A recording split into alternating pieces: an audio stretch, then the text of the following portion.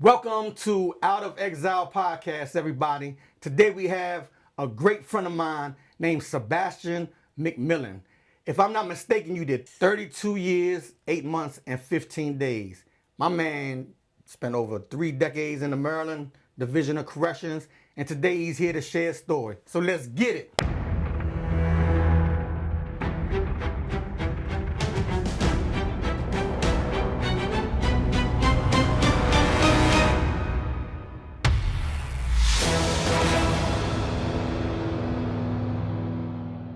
Welcome to Out of Exile Podcast.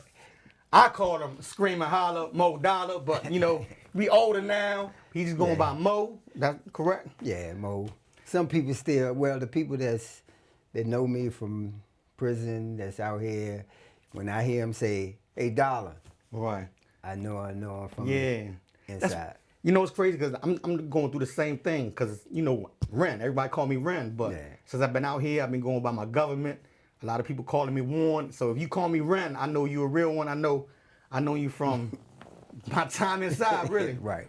We can go back and just talk about what was your life prior to you going to prison? Oh man, hectic, chaotic, confusing, and I was just doing whatever I thought I wanted to do, not knowing whether it was right or wrong, but I was just trying to survive, man. The law average, what can go wrong will go wrong. Right. Moms used to tell me, you ain't looking good, so. And what area in the DMV did you grow up around? Oh, Northwest DC, 14th Street. Okay, Northwest DC? Yeah, Clifton Terrace, CTU. That was in the 80s or late 80s, early 90s? 70s, 80s, and just the beginning of the 90s. How was it for you growing up there?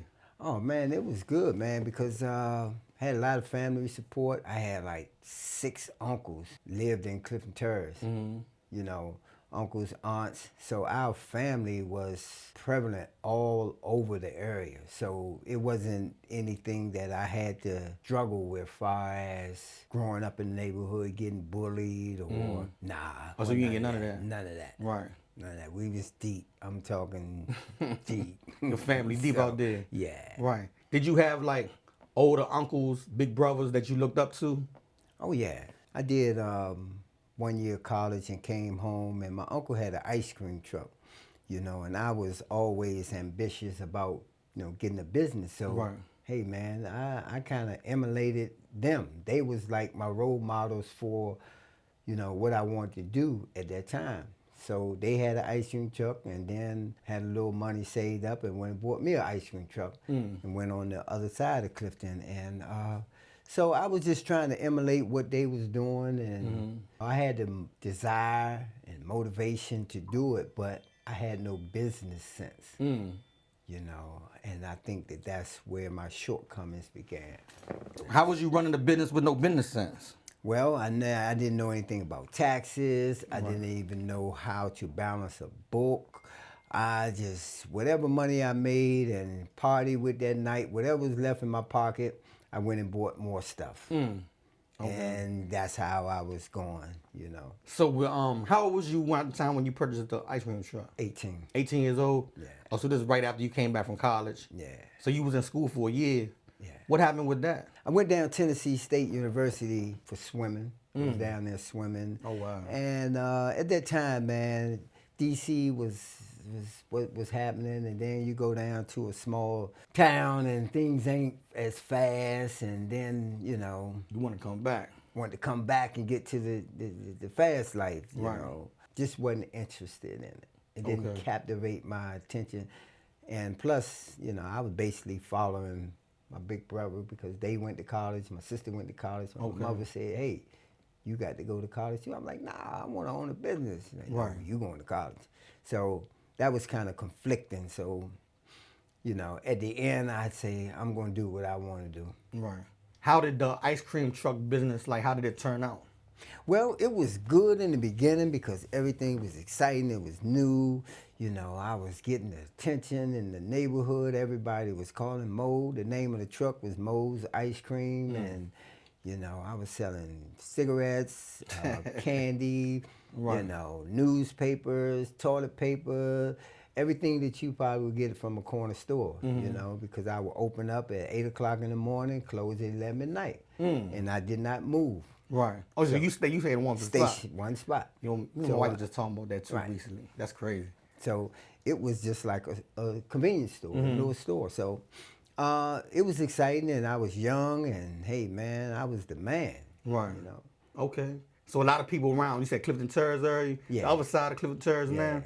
They you say your uncle was doing on one side. Yeah, my uncle was doing. So you had the other side. Right. He was locking it down. Right. So from 18 years old, you have your business starting off jumping. You really didn't know too much about it. You're learning on the fly. Right. So how did that pivot from doing that to ending up in prison? Well, not having no business, you know, experience and knowing how to actually operate in the business world, like going and get capital. The word capital is going to use other people's money, you know, to finance your business, you know. And when financial problems began to mount down, you know, that's when the drug activity started coming in, and I'm like, hey, man. At that time, everybody was selling drugs. So, hey, I tried selling drugs. This was late 80s? This was beginning of the 80s, about 83, 84, 85. I had about 2.5 years. And I started selling drugs from the truck. From the ice cream truck? From the truck. Wow. Big mistake. Right. You know, not knowing, you know, so. You young. Yeah. Trying to get some money. I feel Trying to get some money. It was going pretty well. And eventually everything, you know, like I said, what can go wrong will go wrong. And that's when I got my first charge. Okay. Possessing a PCP with intent to distribute from the ice cream truck. Oh, man. Love boat. The boat. Remember Mans used to say PCP. He's in my first love, also known as Love Boat. Yeah. Right. That was my first charge. And then, you know, the snowballing down the hill. Okay. So you ended up just getting involved in the game. Would you, after you got your charge, did it scare you to get out the game, or you started trying to think of how you could do it better? Well, like I said, after the boat, I caught a robbery charge after that, and then I caught a UUV charge, and then another PCP possession, and I was trying to get out, but couldn't leave the boat alone. Right. I actually had 4 felonies, and that's when I went to jail on my first charge. Okay. My first. What year was that? This was in 85. 85, okay. And I went down to youth center down Lorton. I did 2.5 years down there. Came home in 88. I came home in 88. 88? Different drug out there. And this drug was introduced as crack. And I had no idea what crack was, because when I was in, right, that's when crack came out. So I came out and everybody was saying like, hey man, this is something new and you need to get with it. And I got sucked into the game again and it became profitable. And as I continued to, you know, do that, you begin to start dabbling and smoking the weed, and then you began to, you know, putting a little cocaine on the weed, and that's when everything went wrong. Damn. So you started smoking the coke on the weed. Yeah, everything went wrong. Wow. Like stuff just started going down from there? Yeah. Like, did you peep it happening in real time? Or? Oh yeah, I knew what was happening, but I got involved with my old girlfriend. We hooked back up, and she wanted to get married, and I was telling her, nah, we can't get married because I'm not in no good shape to get married. So she thought that love would conquer all. We can get over this. I was like, nah, this is bad. She's like, no, we can do it. I'm there. I'll be there for you. And, you know, I kind of believed her, and she was pregnant. And so I went in and got married anyhow. And things got worse. Things got worse with that. Financial problems started happening. And then that's when I became, as they call, stick-up kid. Yeah. Oh, you started running capers. It was more than just running capers. She became my partner. So we were Bonnie and Clyde type the of Bonnie thing. and Clyde, man. Damn, I didn't know that. That's Yeah. crazy. We was the Bonnie and Clyde, man. She would set things up. I would go and carry them out. How long was that going on? That was going on, man, for about maybe a year and a half. Damn. And that was like, it was out of control. So let me ask this, like, when you had time alone and you was just like maybe laying, did you ever like think to yourself, man, like I really want to get out all this stuff? Was you addicted to the game now, or was it just trying to survive? Like what was going through your mind? Yeah, that's funny that you asked, man, because I did have that moment. I made that move. I was messing with this girl on the side, and she was in the game. And she was tired. So I said, man, let's get away from here. Right. Let's go. So we got in my car, man, and we rode down south, visit my grandmother, see how she was doing and everything. And I wanted to tell my grandmother, I was like, Ma, I'm tired, you know.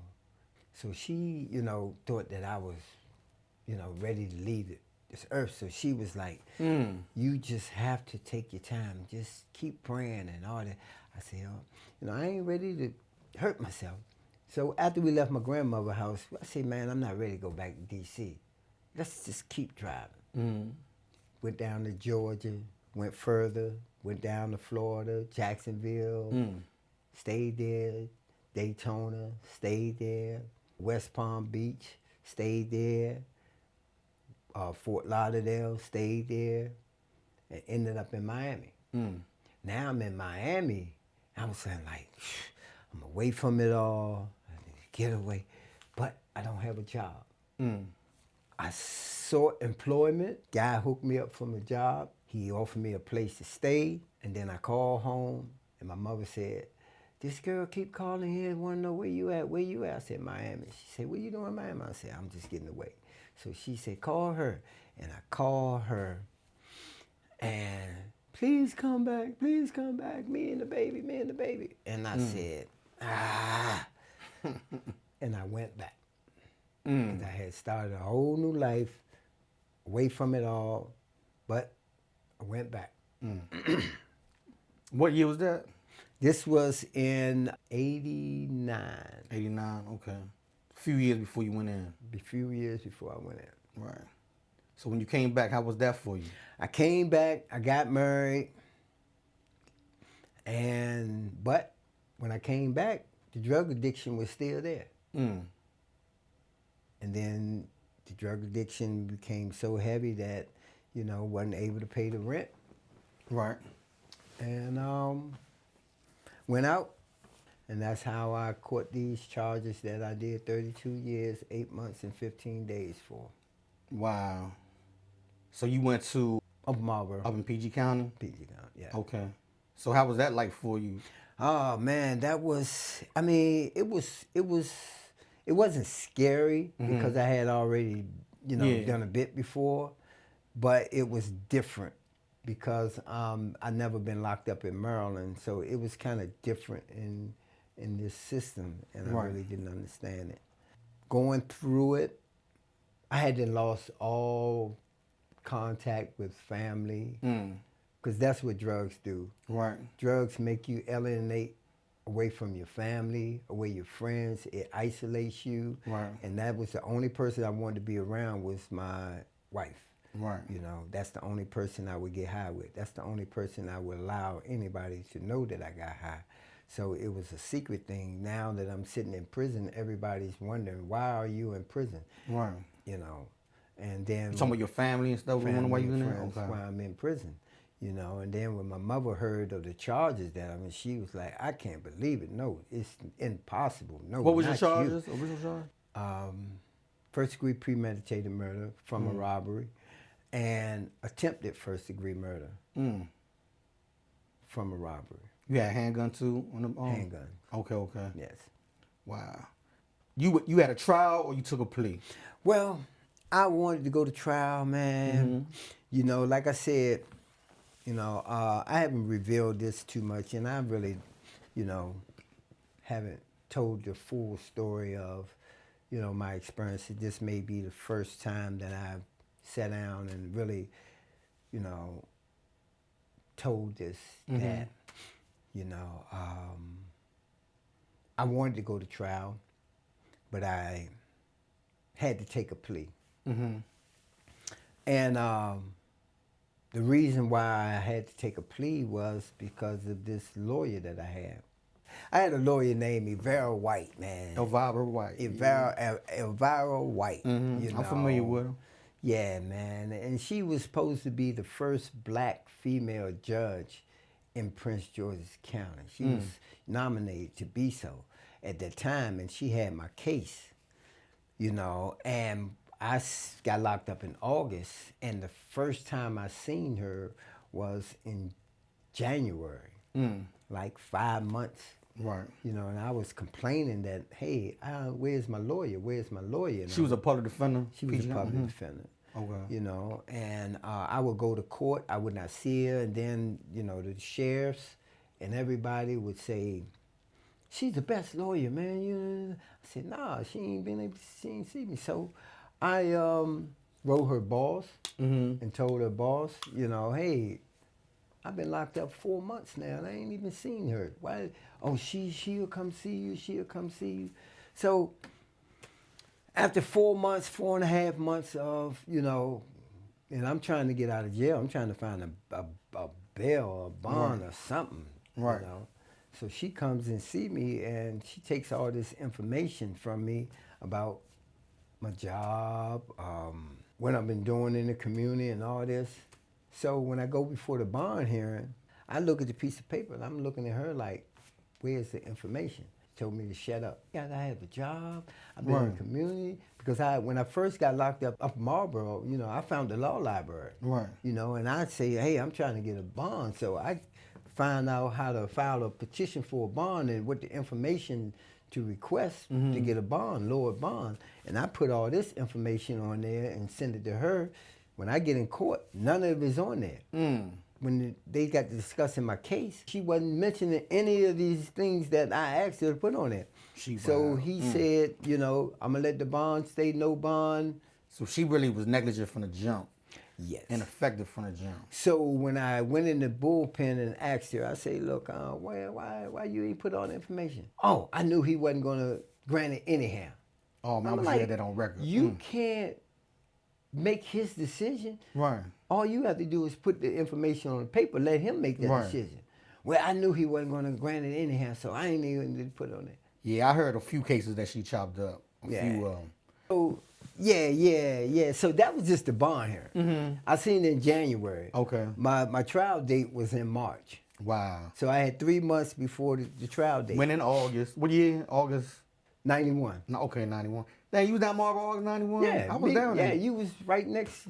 I was in 10. Go ahead, I'm sorry. January, I seen her. So here it is, I'm going to trial in March.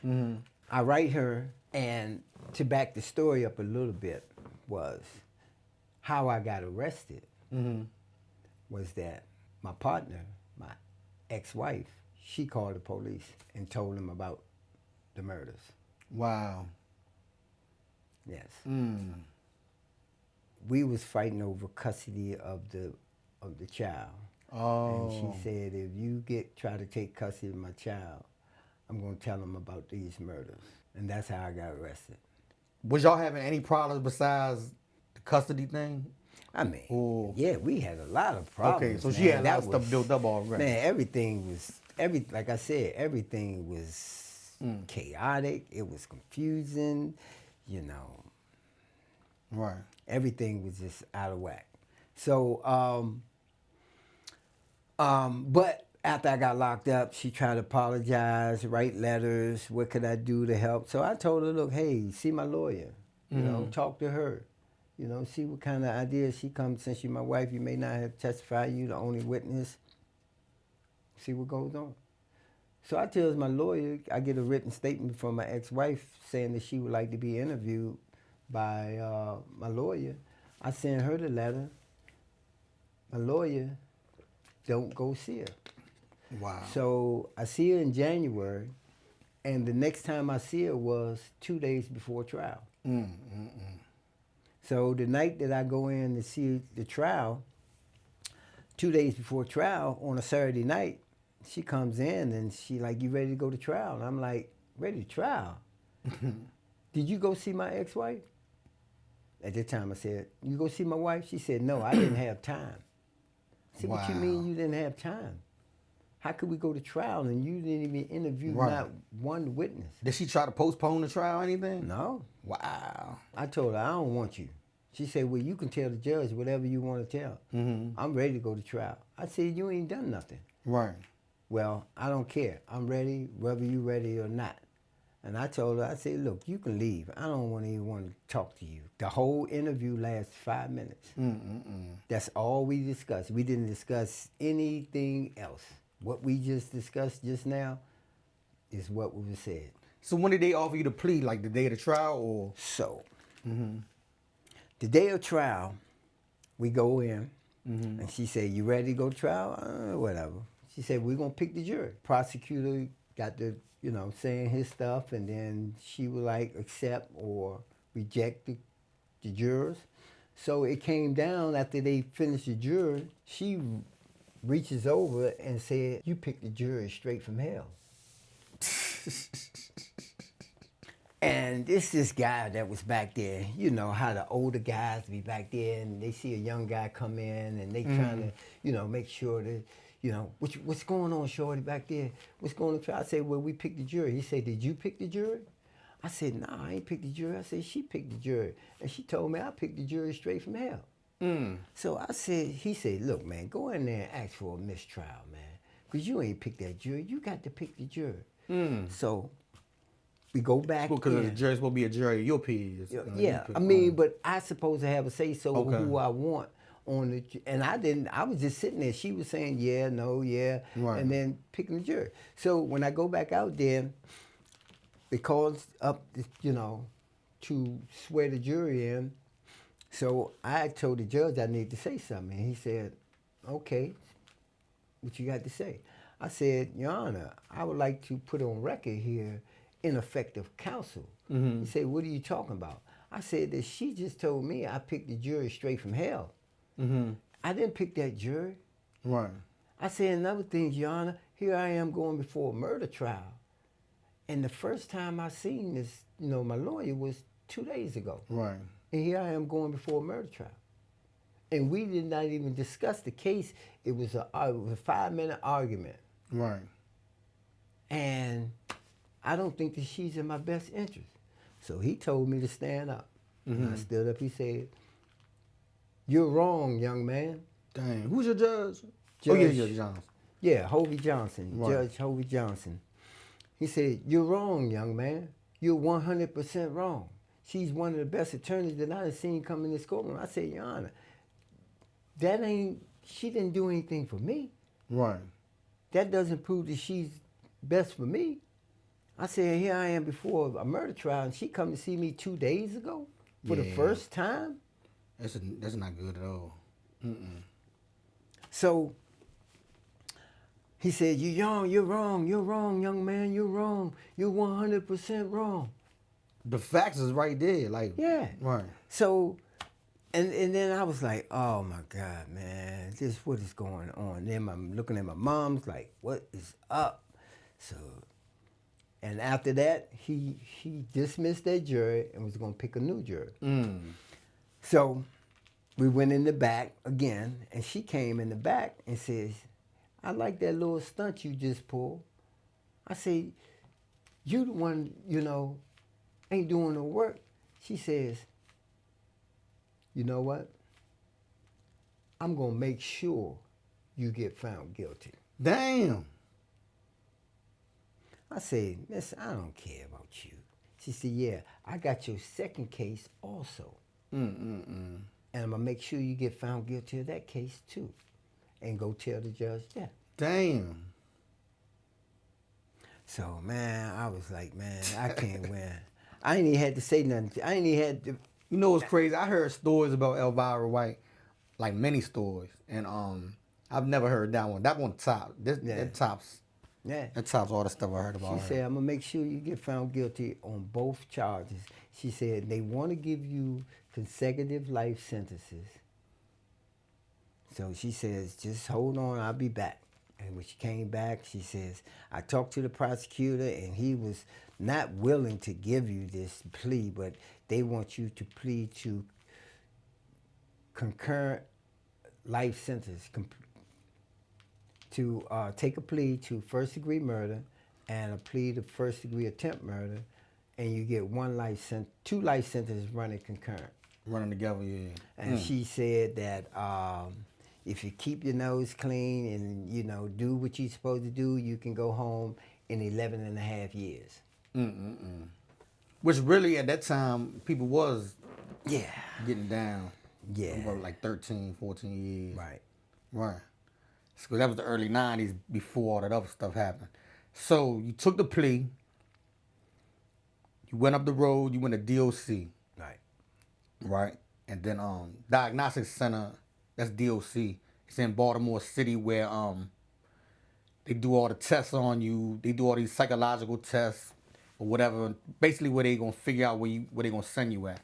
Right. And with life sentence, with a double life sentence running with concurrent, at around that time, from my understanding, you could only go to two places. You could go to Annex in Jessup, or you can go to the penitentiary in Baltimore. Nah, I went in the Annex, man. In my first 30 days, man, I got in a fight with my cell buddy, man. And that created separation, and that's how I got to the pen. That's where I met you at. Right, okay. Yeah.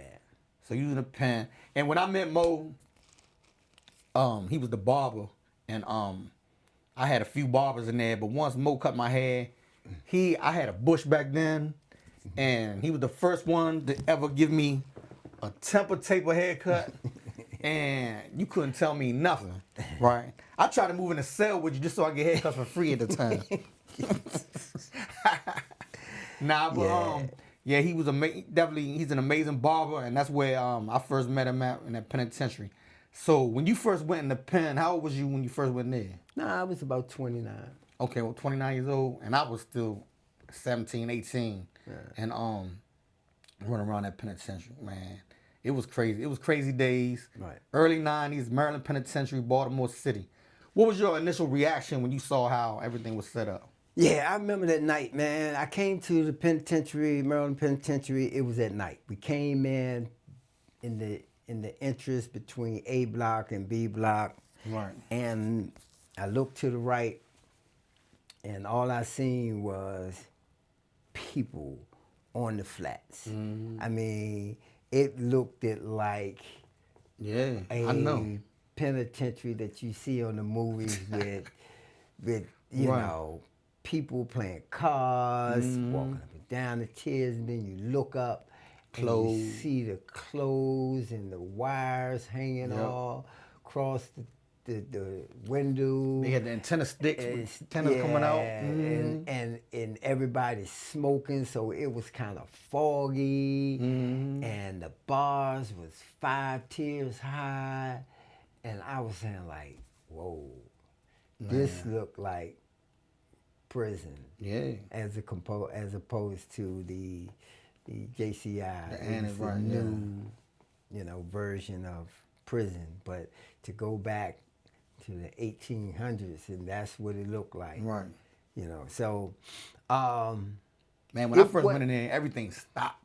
Yeah. They all stared at me. I was 5'5", 130 pounds. Everybody stopped and looked at me like, what the hell? Yeah. And I walked through, they take you through, and I walked, and, you know, you had your bedroll in your hand, and everybody's watching you, you know. Right. But, you know, and I wasn't scared. Right. I wasn't scared, you know, because I was locked up in Lawton, so if you can pretty much manage your way through Lawton, right, you can probably manage your way through a lot of prisons. So I fed it. I had a lot of came in, and I met you and a lot of other, young guys that were from the PG County area. I think I remember what year you came in there? 92? 93. 93? January 93. Yeah, around early 93. I know it was early 90s. Me, you, Bobcat, we used to go in a gym and work out in the mornings. Work out every morning. Right, we used to be in that boxing gym and working out. Yeah. I remember that because I think that's when you got real close. You got Yeah. real close back then. Right. Dang, man, I was a baby back then. I was a baby. Yeah, man. we used to work out in the gym, in the boxing gym. Right. Got in the ring a few times, Mm-hmm. So, but it was good, man, because I cut hair. That was very lucrative far as financially, because when you cutting hair, you make money, so you don't have to ask people for things, so you don't really get it. You're not putting in a situation where you can be vulnerable to other people's games. Right. Because when you need something, say for instance you smoke cigarettes, or even if you have a drug habit, you'll be going to people borrowing, and then borrowing leads to more borrowing and doubles, and then you have to call home, and I never was put in that situation because I had a talent. Mm-hmm. I was cutting hair since I was 16, so. I know when you the barbershop in the penitentiary. How did you get in the barbershop up there? Well, I got the barber job, and the lieutenant, he really took a liking to me, and he said, you know what, I'm going to set you up in a room. So he took me up the A building, and he showed me a space. And I guess it was the old barbershop that they had to close down. You talking about that little space right there? Yeah. Okay. And he says, you can go ahead and fix this up and start the barbershop up here. So I got my little crew together, and we went in there, we painted it up and cleaned the windows, the mirrors, and got everything together, and I put my sign out there called Show Your Love. That's right. That's Show Your where Love. Show Your Love was born. Man, he had that SYL everywhere. Show Your Love. Show Your Love. Yep. Yeah, so that was the name of the barbershop. And as you mentioned Manzi. Manzi was intricate part of the my process, because he come in there, he sweep, clean, and right now today, if you see Manzi, Yeah. Show Your Love. That's right. That's my man Manzi.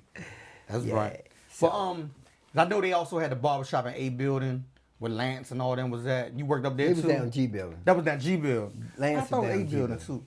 too. Hold on. I don't know why I thought the barbershop was in A building, because I know that's where the gym was. They ain't had no barbershop in A building. It was always in Big J building. No, the barbershop was in I opened it up in A building. Okay. I mean, in A building. Yeah, They that's used to where the cut phones down. and all that. G building is where these cut out G the building. phones, Okay. and that's where Lance and them was at. Okay. So G building, they had a barbershop down there. Right. But A building, that's where the Chaplain gym, not Chaplain. Chaplain. Yeah, the Bible study and all that stuff was up there.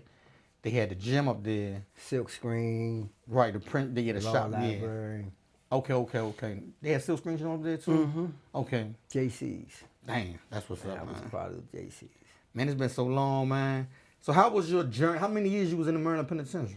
About 4 years. 4 years? Yeah, I was at the same before time. before it switched over. And you went back to the annex after that? Went back to the annex. Man, that's way before they called it JCI, Justice Correctional Institution. Right. So in the like in the penitentiary, that's where you started your where you started at the annex, then came back to the penitentiary. Came to the penitentiary. You was there for 4 years. But who also was in there was instrumental in putting you in the right direction? Well, it was the guys that I hung out with. I hung out with good guys, man. Damon Parker, me and him played football. We was like the Jerry Rice and Joe Montana connection. Gordon Prelude, you know, GP. he always kept me spiritually grounded. Martin Scott, Mm-hmm. you know, and then, you know, like everybody say, man, everybody wanted to go to college, man. That was the thing. You get in college that's where you got your respect from. Right. Not being a knucklehead. If you come in and you doing running around doing nothing, you ain't getting no respect. You got respect by trying to get a degree, you know, going at your programs, self-help programs, JCs, General Help Support Group, AVP in there too. NCAA programs. We had Copper State in there. In the penitentiary, we had Copper State, BCCC. Yeah. We had BCCC, Coppin State. Yeah, that was about the only two, you know. But it was about getting the education. It was about progression. It was about becoming a man in prison, about being responsible. It was about those things were the important things of prison. You know, Yeah, we came in up in a good era. you can do your own little thing, you know, when on your time, but you know the older guys would make sure, man, hey, you know, especially if they take a liking to you, you know, hey, get your butt in school. Oh man, if I was out there running around like in the daytime playing basketball or just running around the yard, you know, I used to thought I was the slickest thing in the world. Put the clothes on, thought I was slick. You know what I'm saying? The penitentiary with life bit, trying to dress slick. Right. But if if an old head seen me out there and I should be in school, man, they got you a shit. You better get your ass to school, Right. or you gonna see me in that gym. Right. Blah blah blah. Yeah, they make sure you went to school. Right. It was all about getting certificates, man. And man, you build that portfolio. They was talking about get your portfolio. They was really trying to prepare us for going home as opposed to staying in prison. Right. You know, we didn't have no guys that try to persuade me to go take somebody's stuff or go steal somebody, go in somebody's cell. Right. You know, I ain't have no guys like that in my circle. Right. So it was pretty good. It was a good learning experience. So while you was in there, did you also work on your case too? Oh, most definitely. That you know, you had to go into the law library. That was another aspect of getting that respect. They knew you was working on your case, you know. Hey, when you're in the library. But that's something else that you wanted to do. Right. Because when we came in, you know, they were saying like people, you know, doing a lot of time. Right. And then when the governor came on the TV talking about life means life, you know, that took that really kind of like Glendenning. Yeah, ain't nobody at that time. It ain't have an impact because it had just happened. Right. What he's speaking about is like I think it was 93 or 94. I forgot, but a guy was on work release. Was it work release? Yeah, he was on halfway house or something. Halfway house. But he ended up doing some wild stuff. Killed somebody. Killed himself. And they checked all the lifers back into the system because a lot of people with life sentences in Maryland was on work release. They was on pre-release. They was at minimum going home every day working. Blah blah blah. Was able to help their families out. Able to save some money up. But when that incident happened, they checked all the lifers back in, basically back into medium max prisons. So they was back in the prison system. So there's just so much going on in the prison after that Glendenning, who was the governor at the time, basically said life means life. Like ain't no more of that. So like he said, a lot of people didn't realize the impact that was going to have, but on our generation, the ones that was coming in on us, we was seeing people going home like 12, 13 years, but when on life bits, but when that happened, was no more of that. Like nobody was making parole no more. Right. Man, people was locked up 20, 30, 40, 50 years. It didn't even matter. I went up, I had 5 parole hearings and each one said ain't no use giving it to you because the governor's not going to sign your papers. And Right. we, with life sentences, the governor had to sign our parole papers for us to ultimately go home. So it was nothing going on after that. Right. Right. Yeah. And see, and I was trying to fulfill that, I guess, that inner promise to myself that when I decided to take the plea, you know, I asked myself, could I do 11 and a half years? You know, 11 and a half, man, could I do 11? All right, okay, I'm gonna go do what I gotta do, 11 and a half. So that's what my lawyer had told me. If I take the plea, I probably go home 11 and a half. You know, and I had that, you know, somewhat that belief, but then the thing happened with the governor saying life means life. So after 11 and a half years, I went up for parole. I think I had 3 tickets, minor, you know, maybe a little disrespect. It wasn't nothing, category 4s and 5s. Went for the parole board, and the parole board told me, we refuse your parole. I said, what do you mean you refuse my parole? They said, you don't have no parole no more. I said, well, what you mean? It says that you don't have parole. You don't even have a parole date. I said, well, how could y'all take my parole from me? He said, yeah, we can do that. I said, but the judge sentenced me to life with parole. Right. And you mean to tell me y'all just took that parole? That means you changed my sentence. He said, we can do that. Who was saying this? The parole board? This is the parole board. So I did not have a parole hearing no more. After 11 and a half years, I had no parole hearing. Never had I didn't have a parole hearing. So they told me that I can write them and ask them to reconsider that decision every 2 years. Like what was the reason of the government? Because of what the governor said, or just no, just them damn refusing parole. Oh wow. So they said after 2 years you can write us. We give you a decision. The next time you can ask is 2 years later. Ask them to reconsider their decision about a parole. So I spent the next 18 years with life without parole. And throughout that time, you didn't do it your time just in the penitentiary and annex. You also went to the cut. Yep.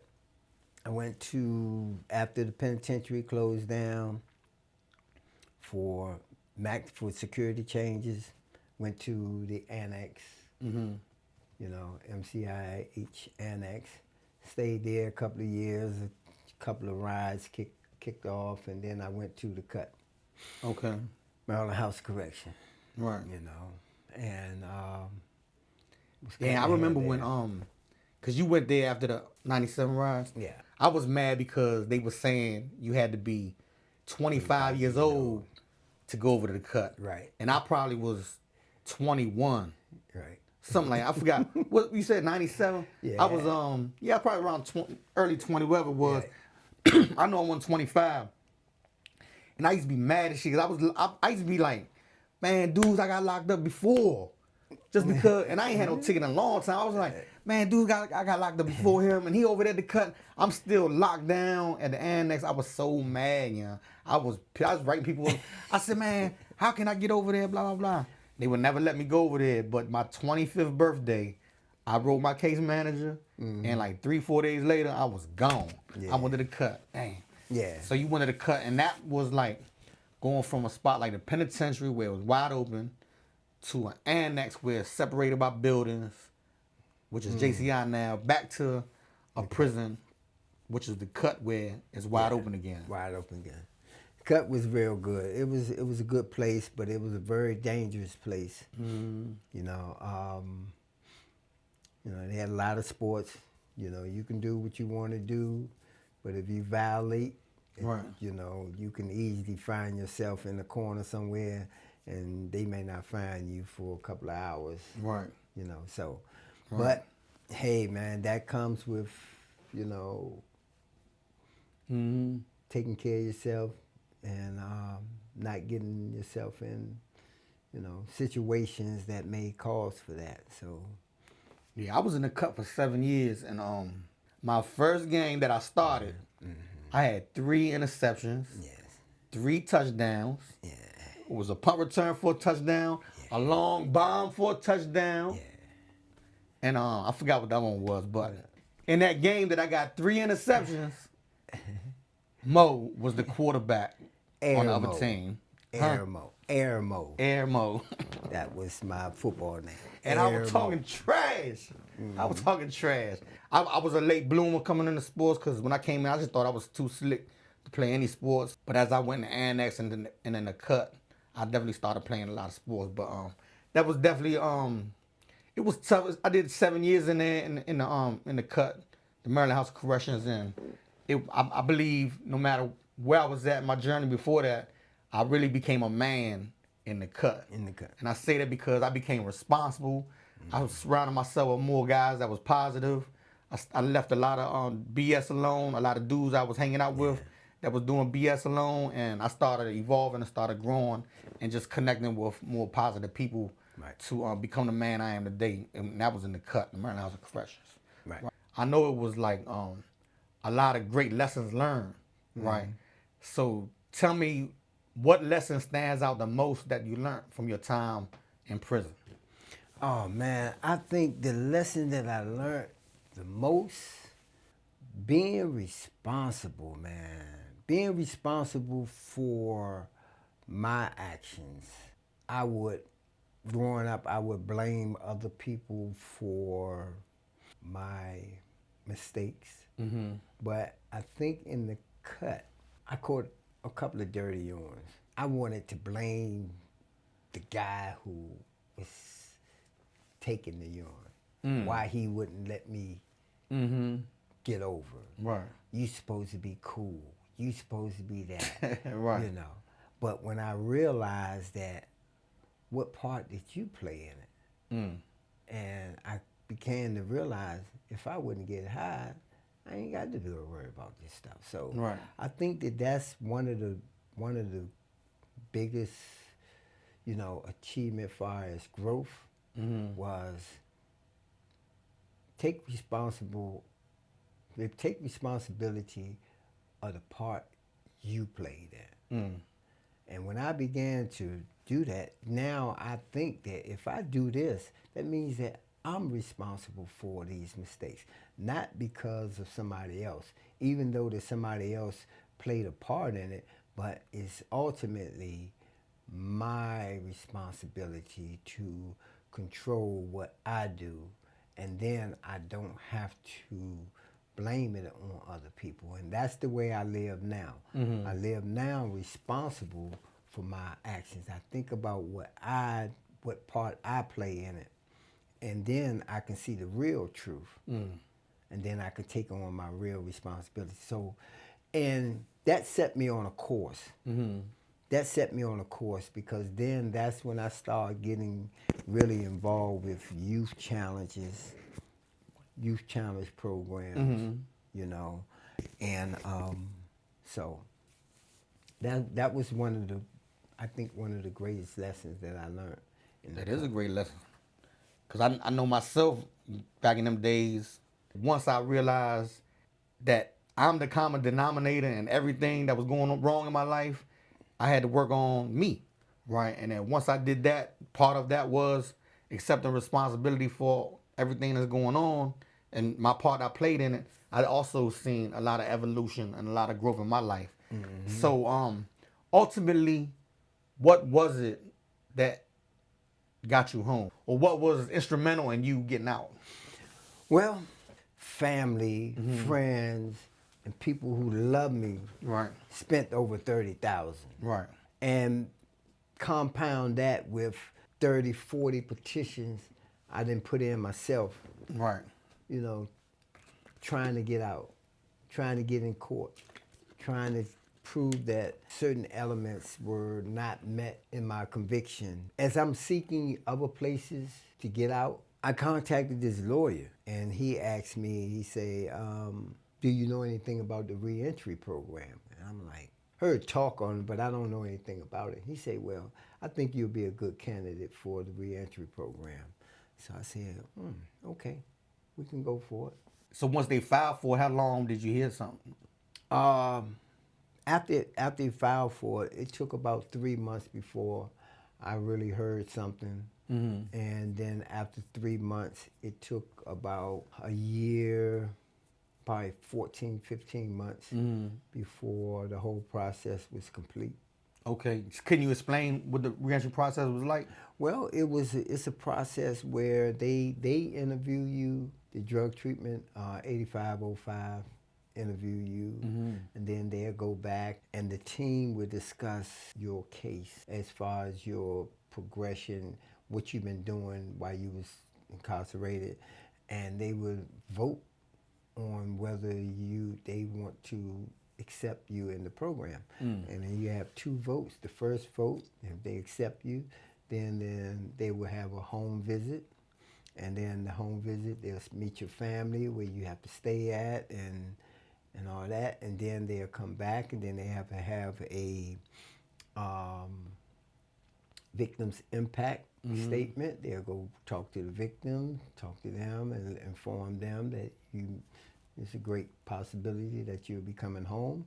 And after that, then they'll come back and they will have a second vote. And the second vote is the vote that, they would, after all the progress, they would go through and say, yeah, we think that he'll be a good candidate to come home. And then after the second vote, if they vote yes in the majority, they'll take it to the judge, and then he would approve it or disapprove it. He has the last say so, but 9 times out of 10, he trusts their judgment. They, good professional people who really vet every aspect of your life, and they make a decision whether they think that you can make it out of here in society. Well, I think they made a great decision letting you come home through the reentry program. Yeah. So share a little bit about what was the transition like from prison to being back in society? Well, the transition was great. And that I believe that the reentry program, it's designed to allow you to take one step at a time, because the first 6 months of leaving prison, you go into a drug treatment program, which allows you, to get familiar with just being in society. You don't have full access to society because you're in the program. And the program that I was in Pyramid. It was in St. Mary's County, which is a great program. Oh man, it was good. And they allow you to go into the community for hours, to go shopping, go eat, if you want to, but they fed you pretty good. So you can go into the community and you come back and, they allow you to get a bike. You can ride your bike around the community, come back. You do certain things. So the transition, and then they allow you to have home visits, 4-hour passes, 8-hour passes. I picked you up one day. Passes. Right. When I came to the funeral, Lance's funeral, you came pick me up. Right. So it allows you to gradually go back into the community and let you get an opportunity, because they gave me they give you a cell phone after a certain period of time. They give you a laptop so you can start getting acclimated back into society with the technology. Step by step, instead of just throwing you out. Throwing you out there. And then throughout the program, you have to get a job. You have to get a job, whether it's part-time, full-time, and you go to work and you come back, and it's just a gradual process. So that's a 6 months process. Then after the 6, because it's a 3-phase process program. So the second phase is that now you're going home and you stand with your family, which has to be an address in Prince George's County, and you stay there for a year. But the first 6 months will be under the monitor, ankle monitor, So you have a curfew. It's still one step at a time. You can't hang out all night. Right. We taking weekly urinalysis. We still go to court. We talk to the judge.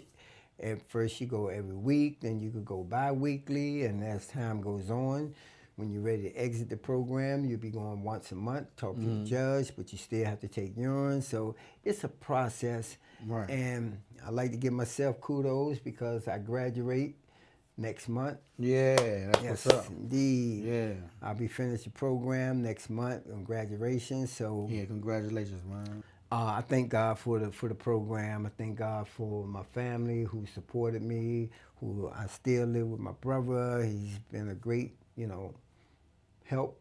And, I'm just striving, doing what I do, man. Man, so what is it that you're doing now since you've been home? Oh, man, I'm a Safe Passage ambassador, work for the D.C. government.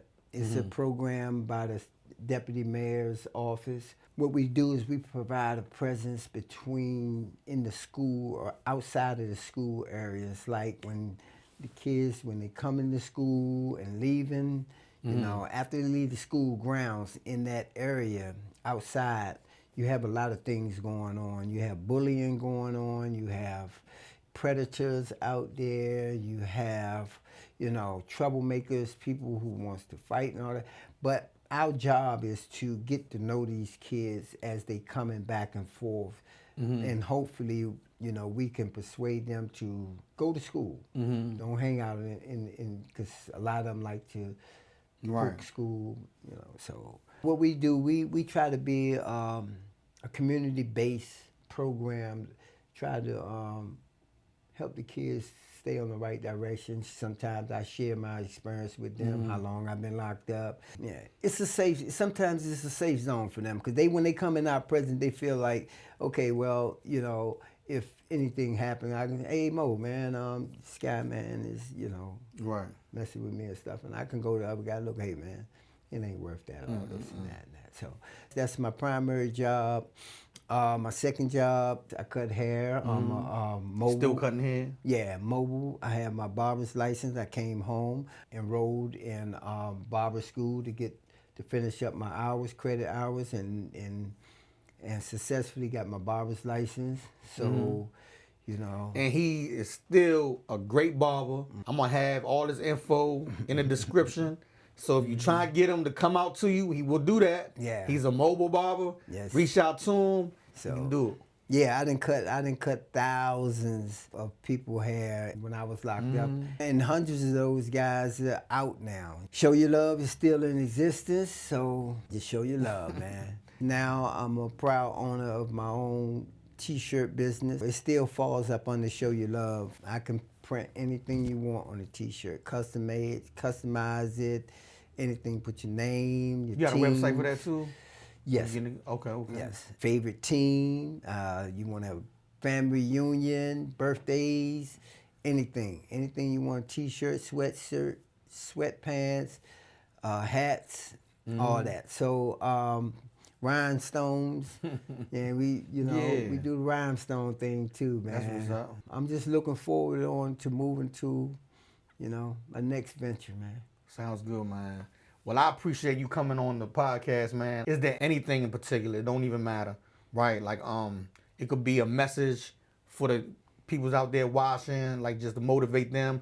One thing I do want to share, and it's with the people who support guys that come out of prison. You got to understand that we are a different breed of guys. It's going to take patience, and we're not going to understand everything. But we need your patience, we need your support and understanding about what we're going through, coming back into society. A lot of times people think that, we should know everything, but we've been gone decades. Man. So it's gonna take time, 4 or 5 years to get fully grasp of what's going on fully. We should have everything in place and seen enough, done enough to understand life, and we can be back on the road to success, because everything that I've been doing now is brand new. I am a new person at an old age in society. And some people say I'm doing great, a lot of work to do. I'm glad that I took the time and fixed me while I was inside. Right. Now that we're out, now we're able to do great things. It's time to capitalize on Yeah, it. yeah, on that investment. Put the work in, right. You put that work in. Oh, yeah. You put that work in, man, you want to see those results, man. You want to see how you can control your temper, how you can manage to get your life together by being kind and not conjuring up ways to beat people. The main reason I started this podcast is because I wanted to share, I wanted the brothers to share their stories. I found it interesting, like when people meet me, when they realize I was incarcerated, they think that I'm like a unicorn. Oh, okay. Like it's impossible. And I tell them, it's hundreds of us that came home, got the same mindset as I do, that's out here doing great work, doing positive things, and we learned it when we were in the prisons. Like, we worked on ourselves, and I'm not the only one. I know hundreds of people personally. You the fifth one on this show, and I'm planning on having hundreds on this show. Right, sharing their stories, because there's many of us that went inside relatively young. It was a nightmare for us, but we didn't let it defeat us. We didn't let it define us. We dug deep and found the jewels while we were in there, and we shine them jewels up. That's all. And we out here and we shining. People tell me, how old are you, man? I'm 61. But, 61. And I'm 51. Yeah. Right. So it's possible to keep your health. It's possible to keep your mind. It's possible to keep your wealth. But it's up to you to make those decisions, because life is about decisions. Right. That's what life is about. My mind. Decisions. Thank you, brother. Thank you very much, man. Thank you so much. And I'm going to go ahead and close it with that, man. It is a wrap. Yes, it is. Yes, sir. Man, thank you, man. Yeah.